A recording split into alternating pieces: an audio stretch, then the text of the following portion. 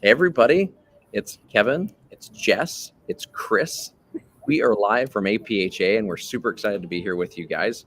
Chris is live from Florida and having a lot of fun. So we're a little bit jealous because we're doing more work and Chris is having more fun there.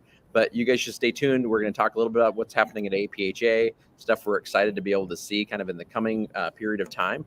And I will jump onto our ticker and I will hit the roll. We'll come back. We'll have some.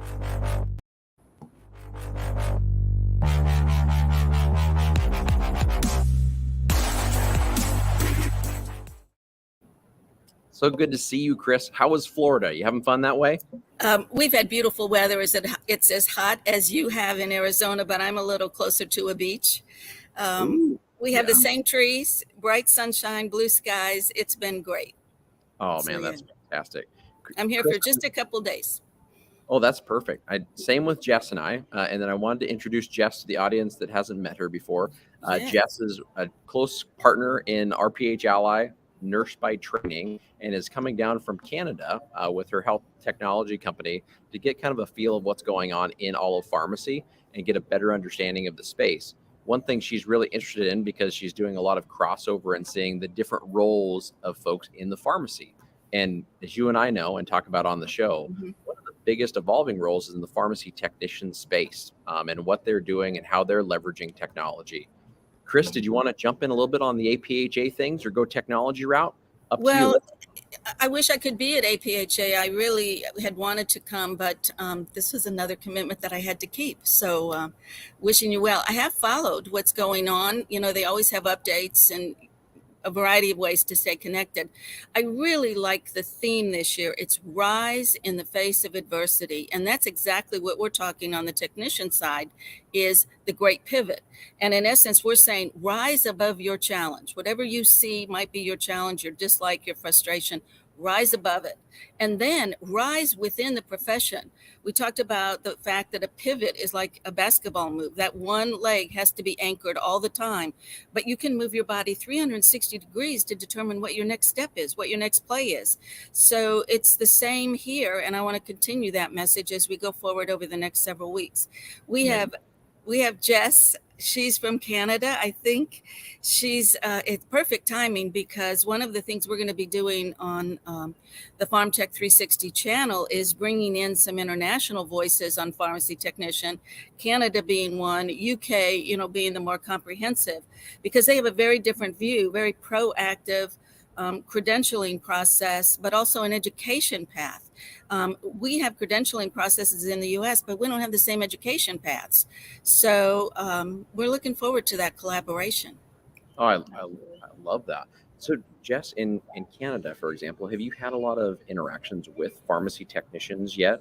And then what have you kind of learned throughout this conference of different roles that they may play? Yeah, I have definitely been involved in pharmacy technicians up in Canada from, being a nurse or, being a caregiver and all that, seeing the valuable role that they play in the entire healthcare team. So what I'm seeing, though, is that down here, getting introduced to a lot of these pharmacists and pharmacist technicians is, as you said, they're getting their own voice. They're actually becoming a part of the entire team. And I think we're going to see a shift over the next little while that pharmacists and pharmacist tech are going to have more access to electronic health records, keeping the whole picture involved and to really be a part of that patient or client's journey. Oh, amazing. Amazing. Chris, on your side, when you're looking at all the different angles of pharmacy technician world that you are, what are you seeing with technology leveraging, I guess, especially that, Jess and I are going to go around and see a lot of the vendors that are here, Chris, and some of them that Jess was talking about related to different integrations of software, different reportable kind of elements that are in play. When you're looking at the pharmacy technician world and their role in leveraging technology for either inside of a retail space, inside of a clinic space, what are you seeing the next steps being? Because to be perfectly honest, Chris, the roles I've played previously, technicians have been integral in optimizing any piece of technology we brought on board and really leveraging it for the community and patients. But I see that going even further in them taking a central role on deploying it. I agree.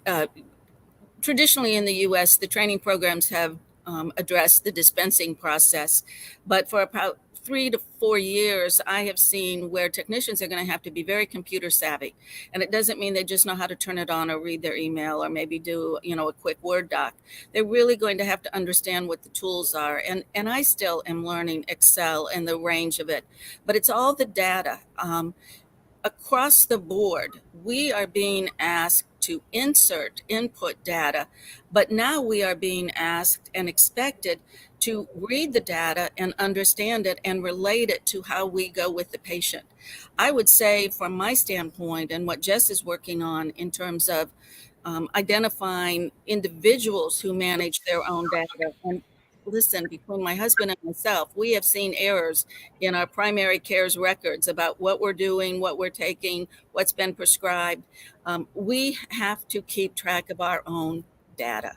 And so as seniors, I think this is going to be critical because we're on the move. We are very digital. We're very mobile. And I think, Jess, you're on the right path. And technicians are going to have to be responsive as well. Even though we might be community pharmacies and we're focused on community, we're going to have to be ready for the people who come through our community, not just reside in our community. No, I love it. And we had a comment from Jim, I'm saying down here, saying Canadian registered pharmacy techs are fully licensed and independent of pharmacists. This allows the pivot to reverse workflows to remove pharmacists entirely from touching pills, data entry, dispensing, and checking. And I think that's really interesting, Jess, because, when you and I have talked about TAMBOOS in the past and kind of hopes and goals and dreams of how do we involve the pharmacy world in taking care of patients and getting their documentation or records centralized and optimized for them to take care of themselves or family members take care of them. When you think about pharmacy technicians and how they're just they're a point person for any piece of the community and, listening to what Jim's saying there, how can you see somebody like that being able to help folks in the community, even in the simplest of ways of helping them own their data and their information so they can be more successful in healthcare? Yeah, absolutely. I mean, that's exactly what we're trying to do, is give that patient their data so that everybody on their professional team can see it. They can see what they're entering. They can see their health profile. They can see their journal entries, and they can have a more holistic view, and vice versa. Being able to be a pharmacist tech and see before that patient comes in or client comes in, all their different medication, what their diet is, all their, comorbidities would enable them to have a very efficient meeting with that patient face to face, as opposed to asking the same questions like we always get asked again over and over again. So I think it would be an efficient tool, but also get a very good picture of the patient that you're speaking to, and it will show patient and client satisfaction, which will make you ahead in the market. Totally. No, that robustness of knowledge. Because Chris, you playing so many different roles, when it comes to data that you wish you had, more information that you wish was at your fingertips to be able to serve patients, what are things that you've encountered, Chris, and what things do you feel like are coming to the fray? The pharmacy technicians are now getting it so they can do more. There's a dissonance going on in healthcare in the U.S. It's two different things, but somehow coming together. And traditionally, all of the software has been set up to ask for your medication list. The software is not set up to ask for your nutritional supplement list. And even when a software might allow a provider or prescriber, if we want to call it that, to put your history in that list, they go with the traditional, not the functional medicine, not the integrative medicine references, and not the plant-based sources. Right. So I feel like medication from a pharmacy standpoint should not be the only point of information that a pharmacy technician or any other healthcare technician or paraprofessional should be asking. We should be incorporating nutritional supplements or any kind of complementary medicines that are being added. And the data, even, Jess, when you talk about the data, I'm thinking lab tests. Pharmacy technicians are now tracking, particularly diabetes and hypertension, and they're getting the patient's lab work. Well, that lab work is basically basic, across the board, where they call it a CBD. No, that's the other nutritional supplement. But anyways, that's basic lab work.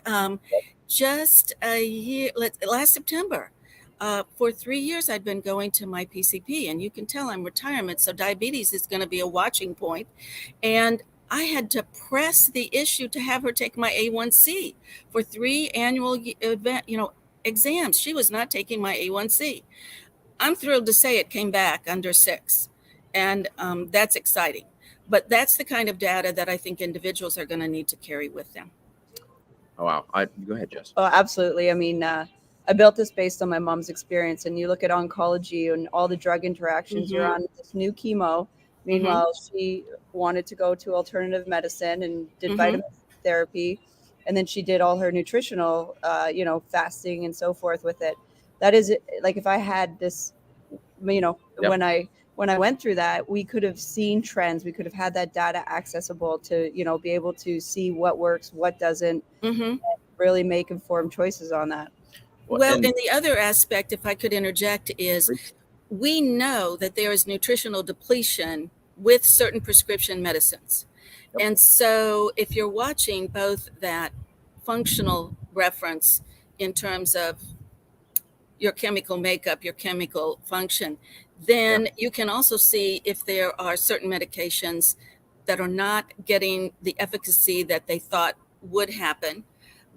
If we were using PGX far more actively on specialized cases, and I believe that there are facilities in the US that do, and I'm very supportive of them, but on an everyday basis, we've got to get the message out to the individuals to say, check your pharmacogenomics. What is it doing to your medication choices? And it's across the board. It's not just in special cases. So that holistic view of whatever we add to our body. The robustness that you guys are both touching on, I mean, between laboratory values, between documentation that's necessary to bring from one provider group or one caregiver to another. The piece for me has really been this, Chris. We're so siloed. Oftentimes it is just so difficult. And Jess and I have had heartfelt conversations on it with her experience with her mom and mine with my grandmother. Just why does it have to be so hard? Why do we have to see the pharmacy world try to do so many things and not have the information that they need to be able to take care of their patients? Why are we not looking at creatinine clearance? Why do we not have those labs directly available to us? Why are we not looking at patients' wishes and hopes and their next steps, how they're journaling, how they're sleeping, all these other pieces that could really be able to bring us together and provide more clinical utility, to the patients we're serving? And it doesn't have to be a pharmacist doing that and looking at it. I think a pharmacy technician is perfectly positioned to analyze that data, to look at that, and to help them compile it in appropriate ways so they can be more successful in the pharmacy and outside of it. So I'm 100% with both of you guys. They can compile it. Legally, they cannot use it to give therapeutic counsel, but they can do everything possible to prep the pharmacist or the prescriber to make those clinical decisions. And by the way, the theme across the board in healthcare right now is shared clinical decision. So Jess, your component of making sure that the individual patient has their data and they understand it in a beginning way. It doesn't have to be comprehensive and in-depth. You don't have to get in the weeds, but they just need to know enough to have an intelligent, informed conversation. Yeah, you're totally right. Just having it in one place is perfect. Speaking of having it in one place, we'll be at APHA, Chris. If you have any questions or want us to peek in or grab anybody that's listening that says, hey, go reach out to friends and folks that I have there and be able to interview them and talk, we'd love to. We'll bring them on the PharmTech 360 show later, but we'd love to be able to meet them in person here because it's nothing like meeting people in person. Well, and the best way to do it would be to go to rphally.com, register for free. Within a very short time, maybe an hour, everything's confirmed and you can post and blog and connect via that way. LinkedIn is another way, and we appreciate it. No, I'm super excited about it. Well, if you guys do come through RPH Ally, that's great. Check out TAM Booths. It's on our main schedule there. Set your patients up for free for all the information they need and be able to connect to them on the backside, which is even more important. Yes. Go to the PharmTech 360 channel and become involved there. We need folks that are leaders and thought leaders in the pharmacy technician world and those that want to grab more information. So everybody is welcome there, and we're super excited to have you. But Chris, you enjoy Florida as much as possible. Jess and I will try to soak up some sun here in Arizona. All right. Great to see both of you. Take care. Take care. Thank you. Bye. Bye-bye.